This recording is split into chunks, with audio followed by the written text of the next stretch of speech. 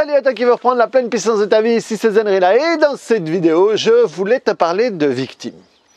Je voulais te parler de victimes et de Kevin, le pan, je crois. Je crois que c'est un pan, enfin, je sais pas ce que c'est, mais il gueule. Et de finalement un rôle qu'a la victime, souvent on ne se doute pas qu'une victime peut avoir ce rôle-là. Donc, le problème avec la victime, c'est qu'on aime y prêter attention. Hein. Être reconnu en tant que victime, c'est mon chien, ça, c'est mon chien. Je vous montre mon chien. Viens. Vous vous souvenez, j'avais un petit chiot. Maintenant j'ai un gros chien. Dis bonjour à la caméra. Dis bonjour. Et alors regardez les paluches que ça a. Hein. Putain, la taille que ça a, c'est une bête. C'est une bébête. Donc, le problème avec la victime, c'est qu'on va souvent la plaindre. On va souvent... Ouais, je vais te laisser. Et on va même parfois la caresser dans le sens du poil. Et le problème, c'est que ça peut devenir un jeu. Et déjà, le fait de... il y a ce terme « être reconnu en tant que victime », je ne comptais pas parler de ça, mais je vais parler de ça, c'est un terme horrible pour moi. C'est horrible parce que c'est une situation où tu vas croire que tu es gagnant, mais finalement tu es perdant. Parce que être reconnu en tant que victime, c'est généralement parce que tu es reconnu et qu'on a reconnu que l'autre était coupable et donc que toi, tu es reconnu là-dedans. Le problème, c'est que tu cours le risque, la plupart des gens coulent vers ça, où elles s'identifient encore plus à la victime. Elles s'identifient encore plus à ce qui leur est arrivé et aux bonnes raisons qu'elles ont d'être là où elles sont. Alors que là où elles sont, c'est pas représentatif de la pleine puissance qu'on est, en fait. Être la victime, c'est tu es le résultat de l'action de quelqu'un d'autre. J'avais jamais pensé à celle-là. Et pourtant, putain, c'est vrai, quoi. Merci cette vidéo. Merci cette vidéo. Parce que quand tu es une victime, tu es le résultat de l'action de quelqu'un d'autre. C'est vraiment ça. Alors excusez-moi, je la savoure un peu celle-là parce qu'elle est sortie comme ça. Quand tu es une victime, tu es dans cet état-là, pas parce que toi tu l'as voulu. Il y a quelqu'un qui a fait quelque chose qui t'a fait du mal, et c'est pour ça que tu te retrouves là-dedans. Ok ? Et donc quand tu es reconnu en tant que victime, voilà, effectivement, ça peut être bien, tu peux être remboursé, tu peux être, je sais pas, tu peux être dédommagé, tu peux avoir des excuses et tout, très bien. Le problème, c'est que, par exemple, mon chien, voilà, il faut essayer d'ignorer ce qu'elle fait mal et de valoriser ce qu'elle fait bien. Et alors, souvent, j'explique ça à mon fils.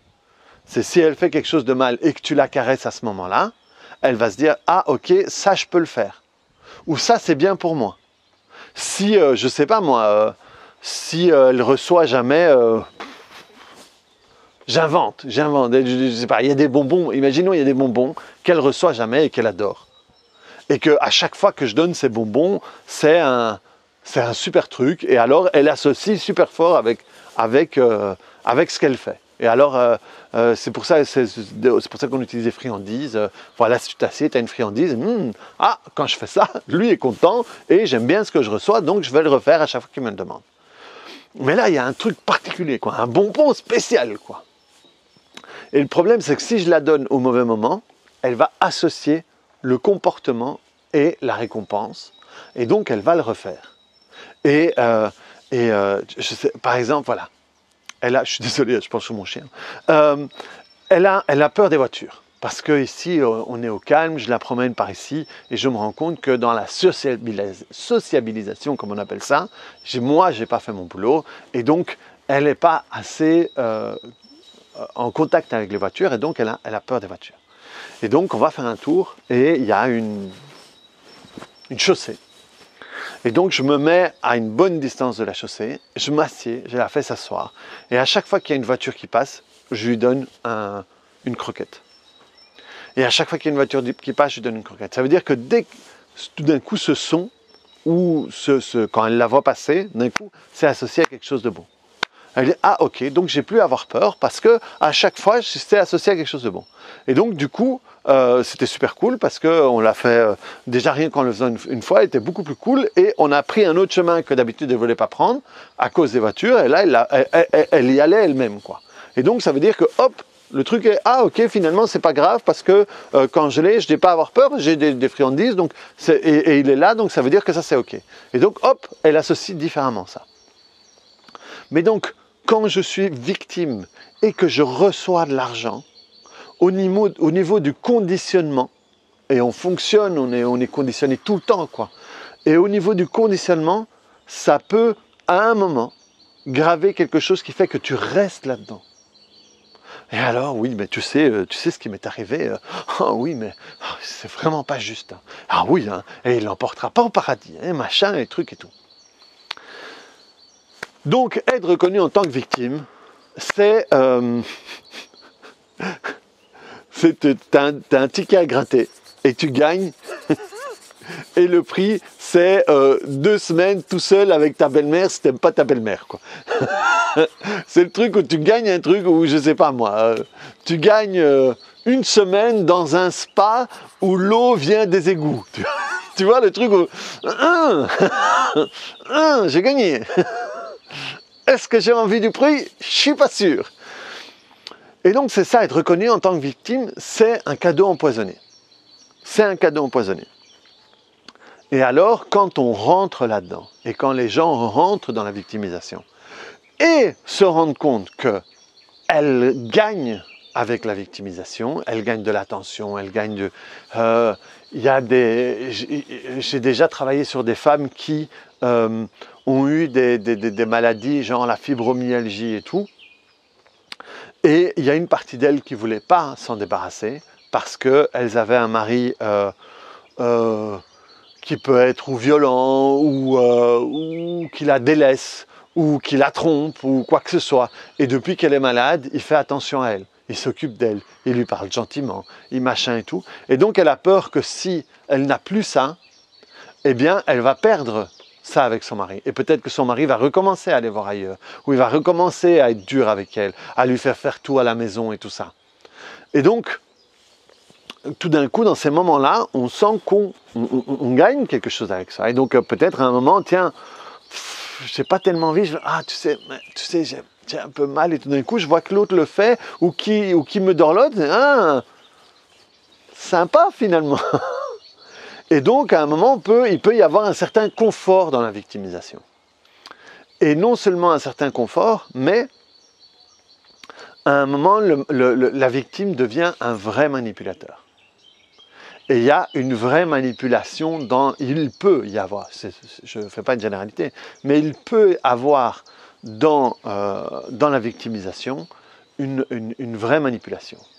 Et il m'est même arrivé à un moment de conseiller à un de mes élèves d'arrêter de travailler sur un autre parce que je voyais ce petit jeu-là.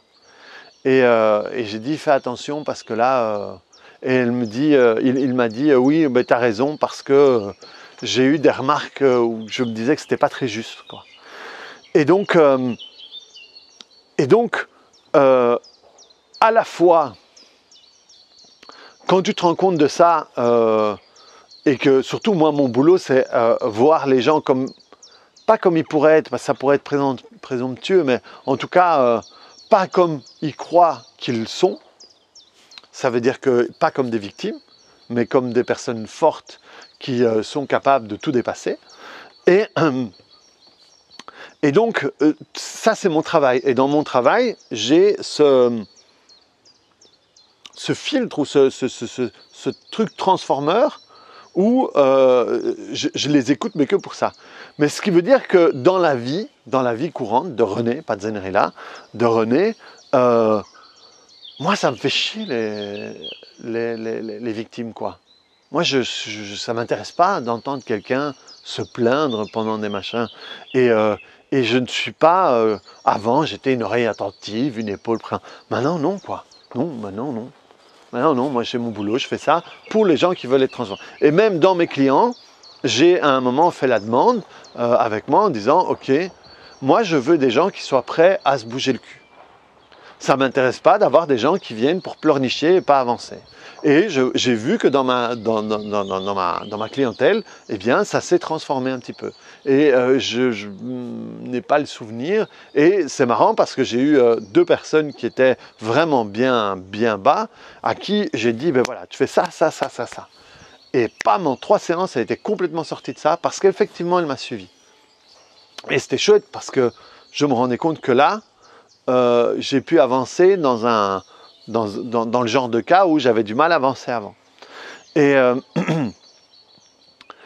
le truc, c'est que dans ces moments-là, on ne se rend pas compte de la manipulation. On ne se rend pas compte qu'on est en train d'être manipulé. Des fois, même la personne qui le fait ne se rend pas compte que ce qu'elle fait, c'est de la manipulation. Mais donc, que dans le côté victime, après, je ne suis pas non plus des gens qui disent qu'il faut insulter les victimes, des machins. Non, voilà, moi je leur dis, ben, il y a cette possibilité-là. Et moi, il y a des gens à qui j'ai parlé, je dis, écoute, franchement, cette conversation, c'est pas le genre de conversation que j'ai envie d'avoir. Par contre, si tu veux t'en sortir, moi je peux t'aider.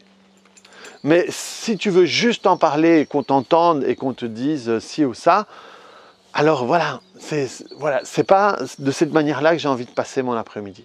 Donc tu peux continuer à le faire, mais il y a d'autres personnes qui sont plus une oreille attentive et tout. Moi, c'est pas mon truc.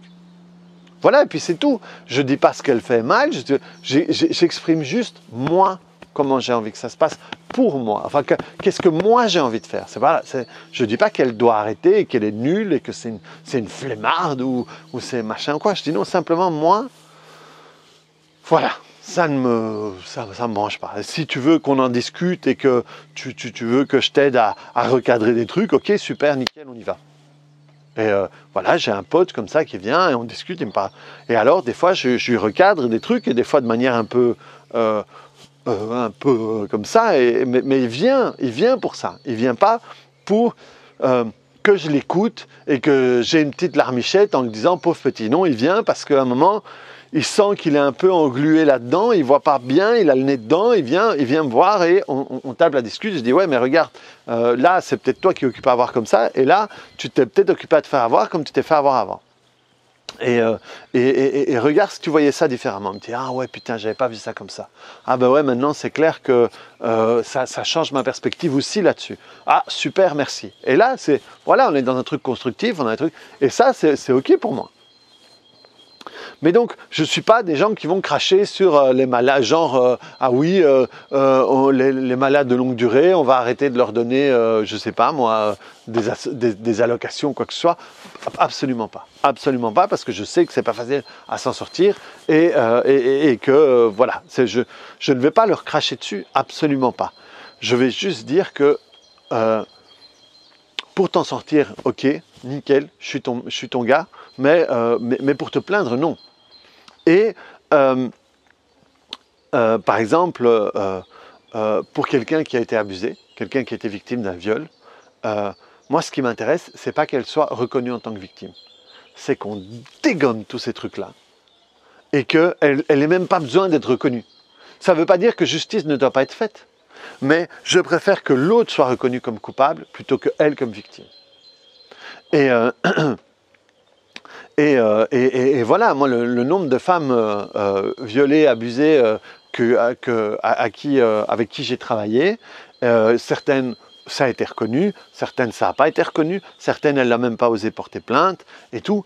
Et je dis, moi, je m'en fous. Ce qui m'intéresse, c'est que tu sors d'ici, tu ne sois plus une femme violée. Moi, c'est tout ce qui m'intéresse. Tu arrêtes de te violer dans ta tête, tu arrêtes de te repasser ça, hop, on nettoie, c'est fini, et tu reprends ta vie. Quel que soit ce qui soit arrivé à l'autre. quel que soit ce qui soit arrivé à l'autre, je veux que toi, tu puisses avoir les outils pour reprendre ta vie et sortir de là-dessus. Mais voilà, il faut être attentif dans ces moments-là, parce que à ce moment-là, quand on est victime de la manipulation de victime, on se positionne nous-mêmes dans la sensation de victime sans s'en rendre compte. Et là, on commence à être dans une merde qui se mord la queue et ça sert à rien. Donc voilà, je voulais attirer ton attention là-dessus et je suis très content d'avoir fait cette vidéo parce que je vais noter ça, que finalement, quand on est victime, on est le fruit de l'action de quelqu'un d'autre. Et ça, c'est incroyable, quoi. C'est la preuve que ça n'a pas de sens d'être victime parce que il n'y a rien qui nous appartient en fait dans le rôle de victime. Donc voilà, reprends la pleine puissance de ta vie. Clique sur le bouton j'aime, mets-moi des commentaires et si tu veux plus de contenu, on se voit sur Telegram. Allez, ciao!